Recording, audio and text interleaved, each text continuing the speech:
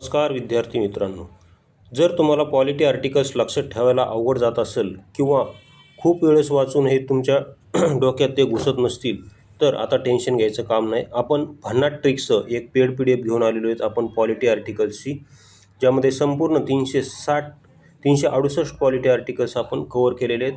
तसेच पंचायत राजचे 243A ते 243 ZG संपूर्ण आर्टिकल्स त्यामध्ये कव्हर केलेले आहेत. ही जी संपूर्ण पेड PDF तुम्हाला हवी असेल तर या नंबरवर तुम्ही संपर्क करू शकता. आता थोडासा मी डेमो या व्हिडिओमध्ये तुम्हाला दाखवतो आपल्या ट्रिक्स कशा आहेत. तर आता इथं पाहू शकता तुम्ही, हा प्रश्न आला होता कंबाईन ग्रुप C 2024ला. पहा, कंबाईन ग्रुप C 2024ला जी 1 जून 2025 रोजी पार पडली. तिला प्रश्न काय आला होता पहा. तर प्रश्न होता, खालील कोणत्या कलमात पंचायत राजमध्ये SC ST आणि महिलांना आरक्षणाची तरतूद आहे. म्हणजे खाली असं कोणतं कलम आहे ज्या कलमनुसार पंचायत राजमध्ये, म्हणजे कुठं, ग्रामपंचायत, पंचायत समिती, ग्रामपंचायतीचे निवडणूक होतात का, ग्रामपंचायतीचे जे सदस्य सरपंच यांच्यासाठी आरक्षण असतं बघा. SC STला आरक्षण असतं, महिलांना आरक्षण असतं. तुमच्या गावात कधीतरी महिला सरपंच झाली असेल पहा, तर ती आरक्षणामुळे होत असतात. तर हे आरक्षण त्यांना कोणत्या कलमानुसार दिलेलं आहे असा प्रश्न विचारला होता. तर हे बघा, हे 4 ऑप्शन होते: 243B, 243C, 243D आणि 243E. 243 सगळीकडे कॉमन आहे, कारण हे आर्टिकल्स 243A पासून ते ZG पर्यंत आहेत. 243A पासून ते ZG पर्यंत आहेत. त्याच्यामध्ये पंचायत समिती, जिल्हा परिषद, महानगरपालिका संपूर्ण येते A पासून ZG पर्यंत. आपण हे A पासून ZG पर्यंत संपूर्ण ट्रिक्स केलेले आहेत. तर याचा आन्सर आहे 243D. या प्रश्नाचा आन्सर काय? 243D नुसार पंचायत राजमध्ये, म्हणजेच ग्रामपंचायत, पंचायत समिती आणि जिल्हा परिषदेमध्ये महिलांना तसेच SC ST सदस्यांना काय केलेलं आहे तर आरक्षण दिलेलं आहे. तर याची ट्रिक्स कशी लक्षात ठेवायची पहा. D मध्येच आरक्षण आहे असे कसं लक्षात ठेवायचं, तर ट्रिक्स पहा आपली. तर ट्रिक्स आहे ही पहा, ट्रिक्स आहे की D फॉर हे पहा, हे D फॉर दलित आरक्षण. बघा, दलित म्हणजेच काय, SC ST आरक्षण. SC ST म्हणजेच काय, दलित म्हणजेच काय, SC ST. तर कसं लक्षात ठेवायचं, आपण SC ST ऐवजी काय म्हणायचं, दलित आरक्षण. D फॉर दलित आरक्षण किंवा D फॉर दिदी आरक्षण म्हणायचं. काय म्हणायचं, D फॉर दलित किंवा D फॉर दिदी आरक्षण, म्हणजेच महिला आरक्षण असं आपण इथे म्हणू शकतो. कारण D नुसार SC STंना पण, म्हणजेच अनुसूचित जाती आणि जमातींना, हे दोघांनाही आरक्षण दिलेलं आहे. तसेच D नुसारच महिलांना पण आरक्षण दिलेलं आहे. मग D फॉर एकतर तुम्ही दलित आरक्षण म्हणा किंवा D फॉर दोन्ही पण म्हणा. D फॉर दलित आरक्षणही म्हणा आणि D फॉर दिदी आरक्षण असंही म्हणा. कारण Dने दलित म्हणजेच SC STंना आरक्षण दिलेलं आहे, तसेच Dनेच महिलांना पण आरक्षण दिलेलं आहे. महिला D फॉर दिदी म्हणजेच काय, महिला. एखाद्या महिलेला आपण दिदी म्हणतो का नाही, तर D फॉर दिदी आरक्षण म्हणा किंवा D फॉर महिला आरक्षण असं लक्षात ठेवा. तर अशा प्रकारे तुम्ही काय करा ते लक्षात ठेवता येईल. आता हा झाला. आता मी परत प्रश्न दाखवतो तुम्हाला. आता हे पहा, हा पण प्रश्न आला होता. आता हा पण ग्रुप C 24ला झाला होता. 1 जूनला जी झाली तिला झाला होता हा प्रश्न पण. तर हा प्रश्न काय पहा, खालील कोणत्या कलममध्ये राष्ट्रपती पात्रता दिलेली. असं खाली कोणते कलम आहे ज्यामध्ये राष्ट्रपतीची काय दिलेले आहे तर पात्रता दिलेली. तर इथे पाहू शकता. आता मी इथं ऑप्शन न देण्यापेक्षा डायरेक्ट उत्तर दिलेलं आहे, कारण हे ऑप्शनमध्ये असं ऑप्शन विचारलं नव्हतं. एक लाईन विचारली होती, त्या लाईनमध्ये कलम 58 दिलेलं होतं. तर पाहू शकता. आता याला ट्रिक्सनुसार कसं लक्षात ठेवायचं, तर कलम 58 मध्ये पात्रता दिलेली हे योग्य आहे, 58 मध्येच दिलेले. पण आता त्याला ट्रिक्सनुसार कसं लक्षात ठेवायचं पहा. इथे पण भरपूर पोरं कन्फ्यूज झाले होते. पोरांना बऱ्याच वाटलं होतं की राष्ट्रपती पात्रता हे 58 मध्ये नसून 57 मध्ये. माझ्याच काही मित्रांनी 57 करून आले, त्याला काय करून आले 57. आता मी त्यांना PDF दिलेली होती, पण कसं असतं माहिती आहे तुम्हाला, एखादी वस्तू जर माणसाला फुकट भेटली तर त्याचं महत्त्व नसतं. तर त्यांनी ती वाचली नाही, कारण फुकट भेटली होती ना त्यांना. ते माझे मित्र असल्यामुळे मी त्यांना फुकट दिली होती, पण ते फुकट दिल्याचं नुकसान झालं की नाही, असं असतं. त्याच्यामुळे फुकट घेतल्याचं माणसाला किंमत नसते, त्यामुळे त्यांनी ती फुकट भेटल्यामुळे त्यांनी वाचले नाही. तर पहा MPSC आता इथं कलम 58मध्ये काय हे बघा. आता लक्षात कसं ठेवायचं पहा. तर याला लक्षात कसं असं ठेवायचं की रामदास आठवलेंमध्ये राष्ट्रपती होण्याची पात्रता आहे असे आपण म्हणू. कारण अशी ट्रिक्स केलेली आहे आपण की रामदास आठवलेंमध्ये राष्ट्रपती होण्याची पात्रता आहे. आता आठवलेंमध्ये राष्ट्रपती होण्याची पात्रता असं का म्हणलं? कारण हे पहा, हे जे 58 आहे, हे बघा, हे जे 58 आहे, हे बघा, हे 58 आणि आठवले, 58 आणि आठवले या दोन शब्दाचा यमक जुळतो का नाही मला सांगा, एवढं सांगा फक्त. 58 आणि आठवले या दोन शब्दाचा यमक जुळतो की नाही? तर 100% काय होतो, इथे यमक जुळलेला आहे. 58 आणि आठवले या दोन शब्दाचा यमक जुळतो. म्हणून इथून पुढे काय म्हणायचं, जर तुम्हाला कोणी मित्रांमध्ये तुम्ही असं समजा मित्र डिस्कशन करत आहात पॉलिटी आर्टिकल्सबद्दल आणि विचारलं तुम्हाला तुमच्या मित्रानं, सांग बरं की कोणत्या कलममध्ये राष्ट्रपतीची पात्रता दिलेली आहे, तर तुम्ही डायरेक्ट कलम नाही सांगायचं त्याला काय म्हणायचं, रामदास आठवलेंमध्ये राष्ट्रपती होण्याची पात्रता आहे, बस एवढंच सांगायचं. तो बुचकाळ्यात पडला पाहिजे. तो म्हणला पाहिजे मी तुला कलम विचारतोय आणि तू रामदास आठवले काय म्हणतोय.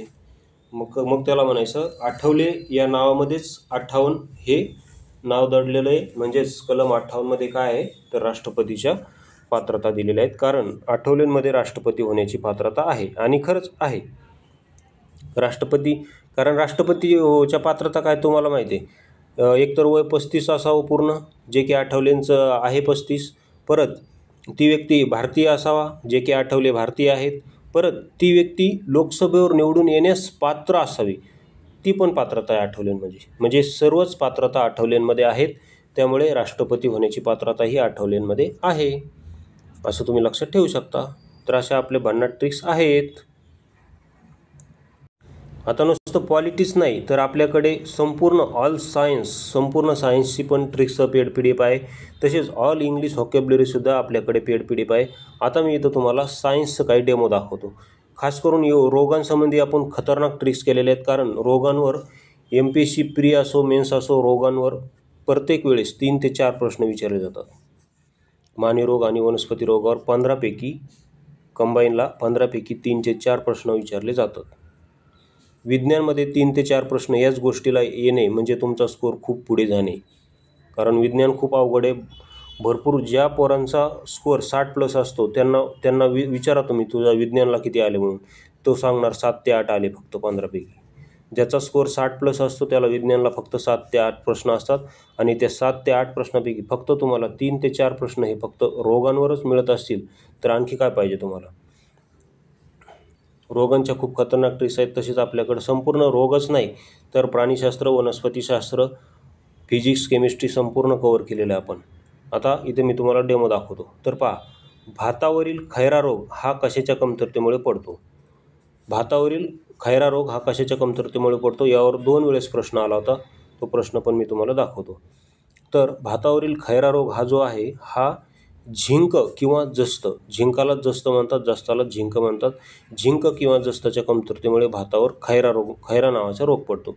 तर याला ट्रिक्सनुसार कसं लक्षात ठेवलेलं पहा. आपल्या PDF ट्रिक्स आहे केलेली याची. तर ट्रिक्स अशी आहे की खैरा गावातील लोकांच्या आहारात भाताची कमतरता पडली म्हणून त्यांच्या शरीराची झीज झाली. पहा ट्रिक्स काय, खैरा गावातील लोकांच्या आहारात भाताची कमतरता पडली म्हणून त्यांच्या शरीराची काय झाली तर झीज झाली, अशी आपली ट्रिक्स आहे. झीज झाली, झी म्हणजे झिंक आणि ज म्हणजे जस्त, अशी आपली ट्रिक्स आहे. झीज झाली त्यामध्ये झी फॉर झिंक आणि ज म्हणजे जस्त त्यांच्या शरीराची, कारण भाताची कमतरता पडली होती. नाव काय आहे गावाचं, खैरा, म्हणजे रोगाचं नाव लक्षात ठेवा. खैरा गावाचं नाव म्हणजेच खैरा हे रोगाचं नाव आहे. ओके, म्हणून त्यांच्या शरीराची झीज झाली म्हणजे ते एकदम हडकुळे झाले, झीज झाली शरीराची.